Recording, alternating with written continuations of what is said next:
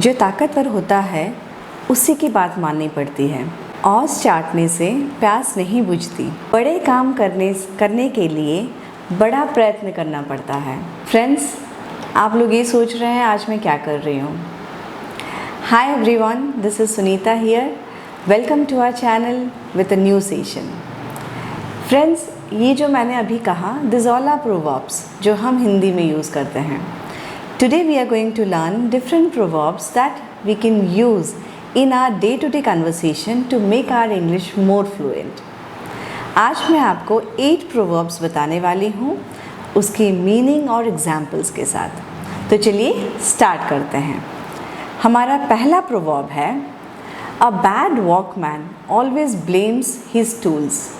इसका मतलब ये है एक अकुशल कारीगर हमेशा अपने उपकरणों को दोष देता है। ठीक है। This proverb is used when someone blames a quality for their equipments, right? So let us take an example.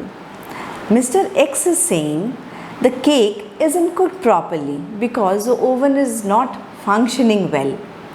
Mr. Y is saying, well, in this case, a bad workman blaming his tools.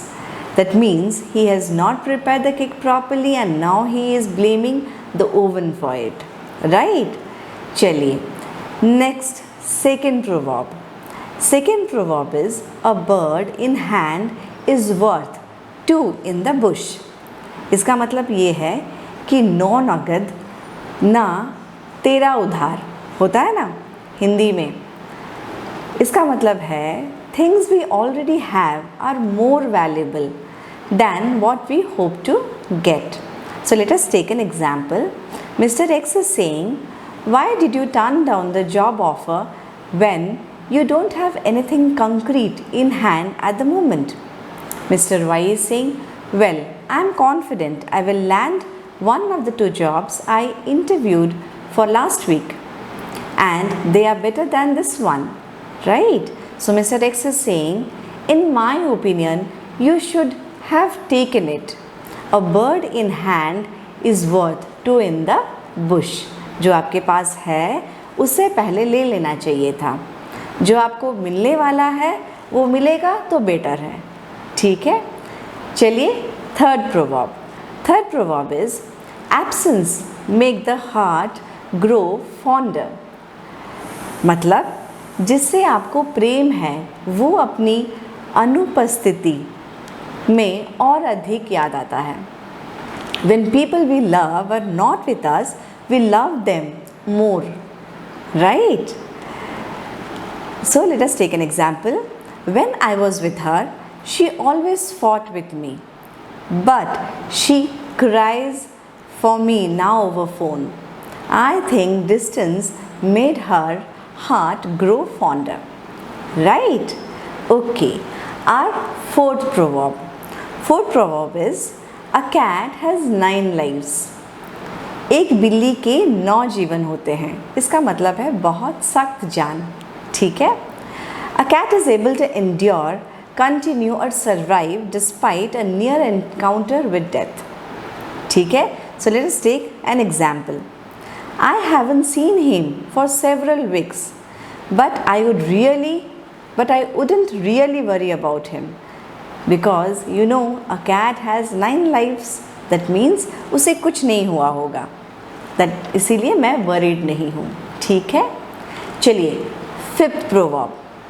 A leopard can't or doesn't change its spots. इसका मतलब है एक तेंदुआ अपने धब्बों को बदल नहीं सकता। जो है वो है। ठीक है। A person can't change its innate character, especially bad character. Right? So let us take an example. Mr. X is saying, do you think he will stop copying after being caught or penalized? Y is saying, I don't think so. A leopard can't change its spot. वो बदल नहीं सकता है। ठीक है।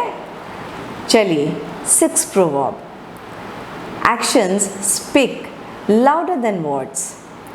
करनी कथनी से ताकतवर होती है। राइट?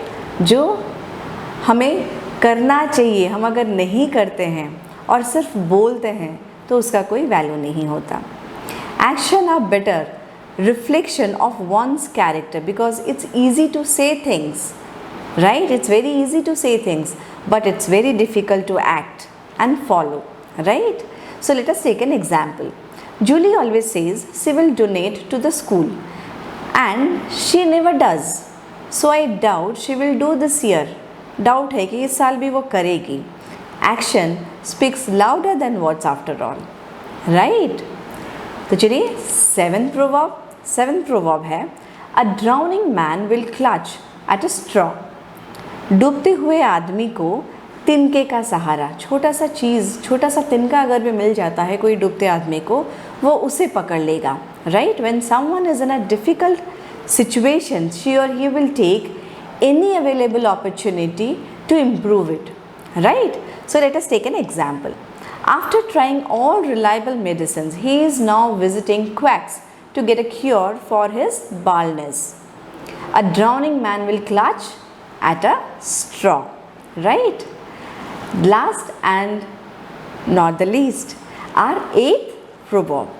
Eighth proverb है adversity and loss makes a man wise, right?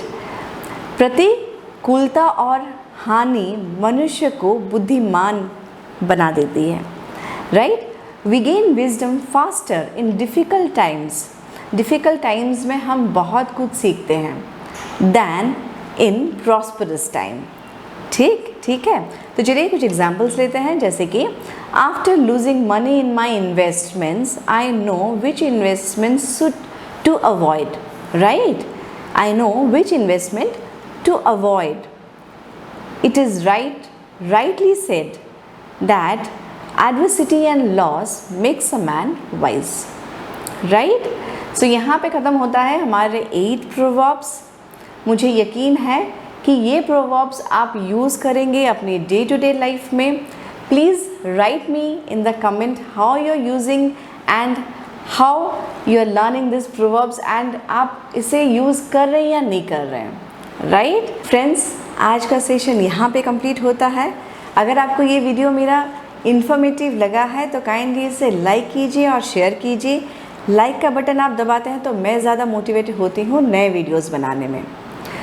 इसे सब्सक्राइब ज़रूर कीजिएगा और बेल आइकन को दबाना मत भूलिएगा ताकि आपको फर्दर नोटिफिकेशन मिलता रहे हमारे तरफ से जब भी हम कुछ नया वीडियो अपलोड करें.